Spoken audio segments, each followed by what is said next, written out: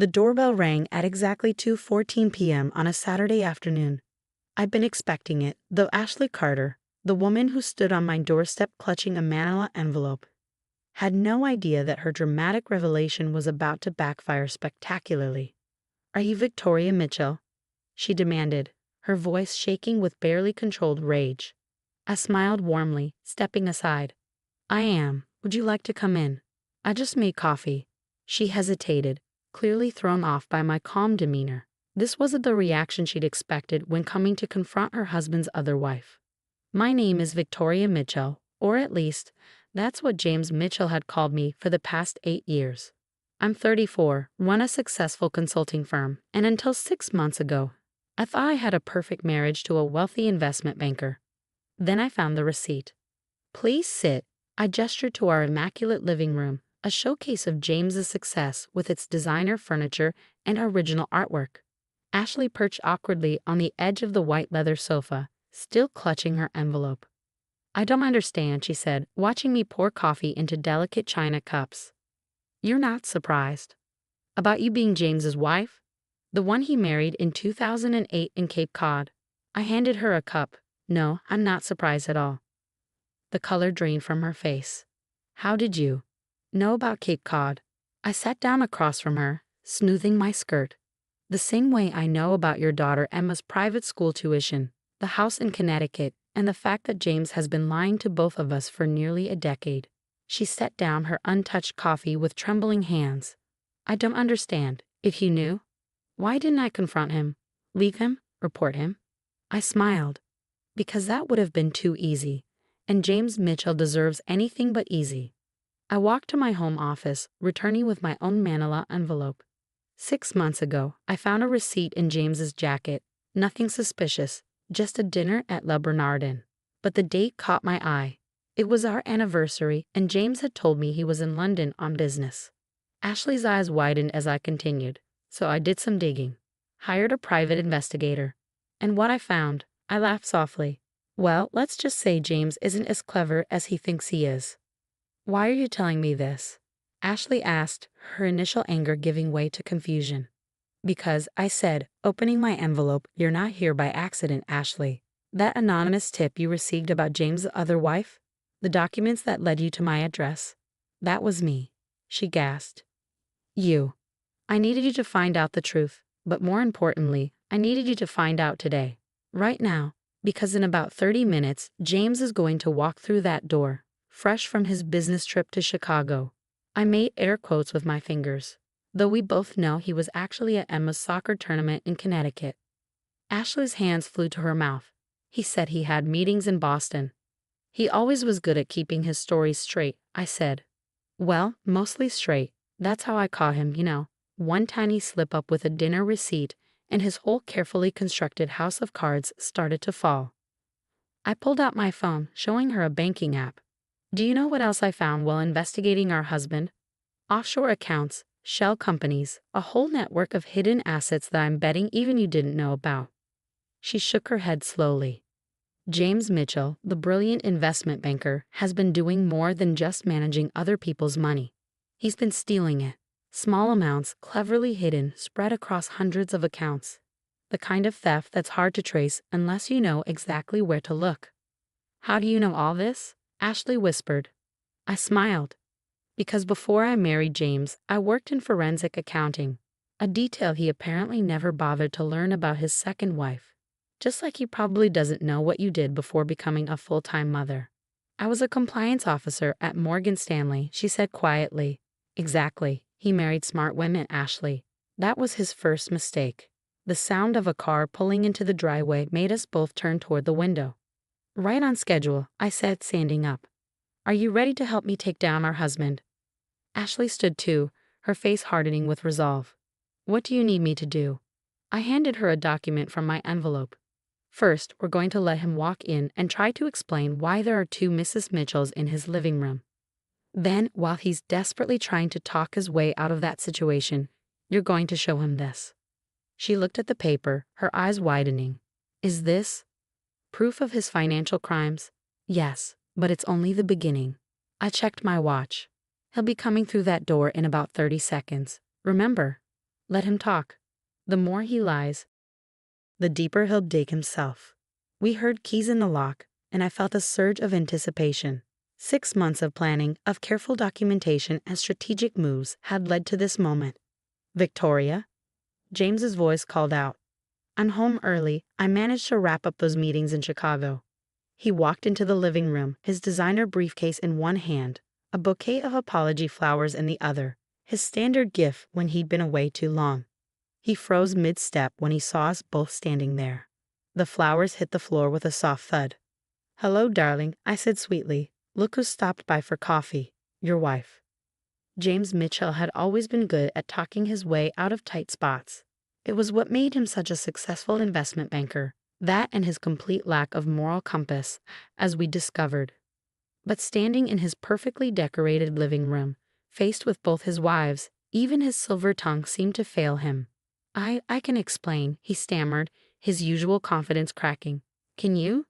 Ashley and I spoke in perfect unison, causing him to flinch.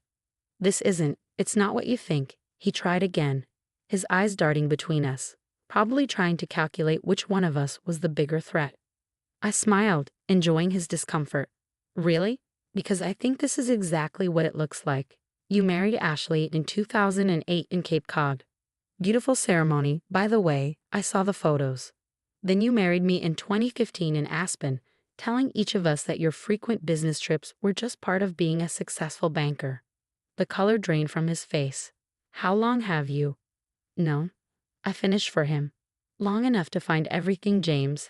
Every account, every transfer, every lie. He straightened his tie, a nervous habit I'd noticed over the years. Whatever you think you found, you don't understand the complexities of international finance. Oh, but we do, Ashley cut in, her voice steady. Victoria was kind enough to share all the documentation with me. The shell companies in the Caymans, the missing client funds, the fake investment accounts. You've been stealing for years, I added, pulling out my phone. Small amounts cleverly hidden. But you got sloppy, James, just like you got sloppy with that dinner receipt. His face hardened. You can't prove anything. I pressed play on my phone. His voice filled the room. Just move the Johnson Fund through the usual channels. By the time anyone notices, it'll be spread across so many accounts they'll never trace it. That's from 3 weeks ago, I said calmly. Your call with Marcus about the pension fund theft. I have hundreds more recordings, James. Every meeting, every call, every confession. He lunged for my phone, but I was ready for that. Ashley stepped between us, her own phone raised. I wouldn't, she said coldly. Everything's already been backed up and sent to secure servers. If anything happens to either of us, it all goes straight to the FBI. James collapsed onto the sofa, his perfectly tailored suit suddenly looking rumpled and wrong. What do you want? Want? I laughed. We want everything, James. Every penny you've stolen, every asset you've hidden. You're going to sign everything over to a victim restitution fund. You can't be serious, he scoffed. You'll get nothing. You'll both be disgraced when this comes out. Will we? Ashley pulled out another document, because according to these records, we're both innocent victims of your fraud. In fact, we're the ones who uncovered it and reported it. You already reported. His voice trailed off as realization hit him. Not yet, I said softly. You have 1 hour to sign these papers, transferring everything to the restitution fund. If you do, you might only serve 5 years. If you don't, I shrugged. Well, the FBI is very interested in investment fraud these days. His face contorted with rage. You manipulative buy. Careful, Ashley cut him off. Remember those recordings. Everything you say or do right now is being documented. As if to prove her point, a small red light blinked from the bookshelf. One of many cameras I'd installed months ago. James's shoulders slumped. You planned this. All of it. From the moment I found that receipt, I confirmed. The anonymous tip to Ashley, the evidence gathering, the recordings, all of it leading to this moment. You should have done your homework, James, before marrying a forensic accountant and a compliance officer. He looked up, desperation replacing anger. We can work something out. I have more money hidden away. We could split it, the 3 of us. Still trying to negotiate? I shook my head. It's over, James. The only choice you have left is whether you want to do this the easy way or the hard way. James chose the hard way. I watched from my office window 3 days later as FBI agents let him out in handcuffs. He'd spent those 3 days trying to move money, delete records, and call in favors, all of which failed because Ashley and I had already frozen every account, backed up every record, and warned every contact. Mrs. Mitchell. An FBI agent appeared at my door. "We've finished collecting evidence from a home office. We'll need you to come down to give a formal statement tomorrow." I nodded, suppressing a smile at the Mrs. Mitchell, soon to be former, along with Ashley. We both filed for annulment, citing fraud and bigamy. Our lawyers assured us it would be straightforward, especially given James' other crimes. My phone buzzed. Ashley. "It's done," her text read. "Just watch them raid the Connecticut house." Emma's okay, confused, but okay. I'd grown to respect Ashley over the past few days. She handled the destruction of her 15-year marriage with remarkable strength, focusing on protecting her daughter and helping bring James to justice. The final tally of James's theft was staggering. $67 million, stolen from various clients over a decade.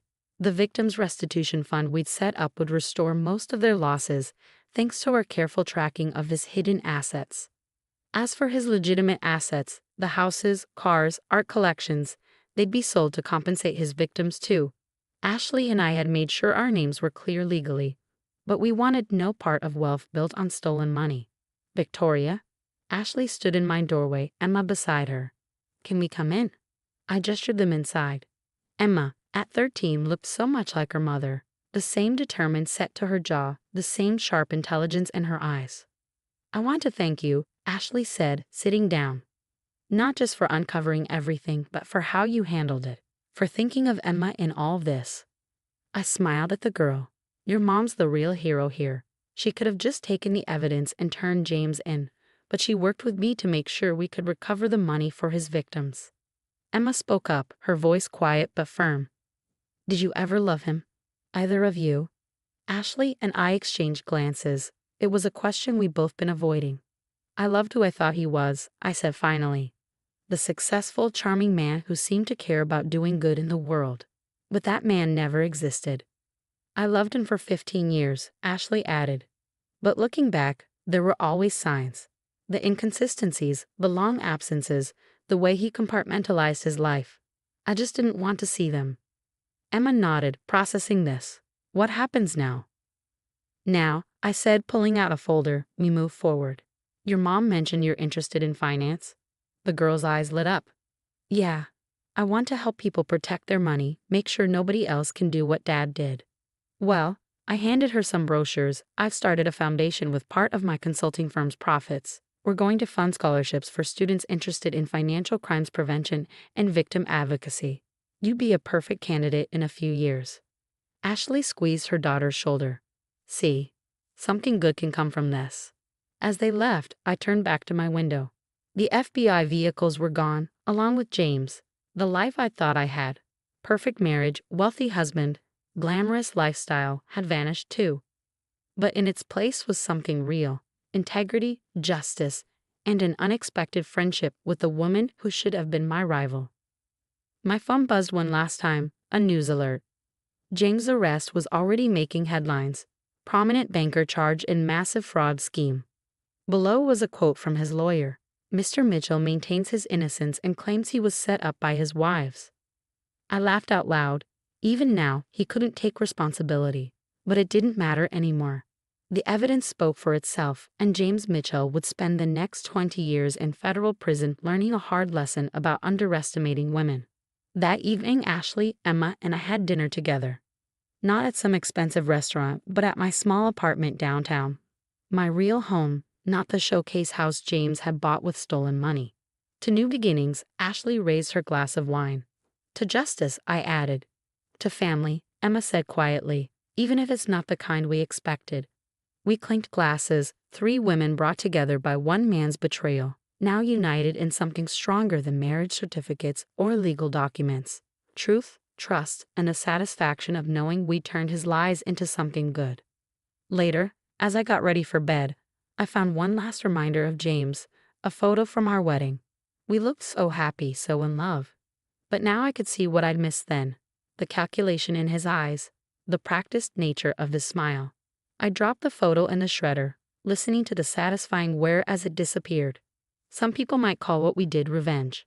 I prefer to think of it as justice, not just for us, but for every person James had stolen from, lied to, betrayed.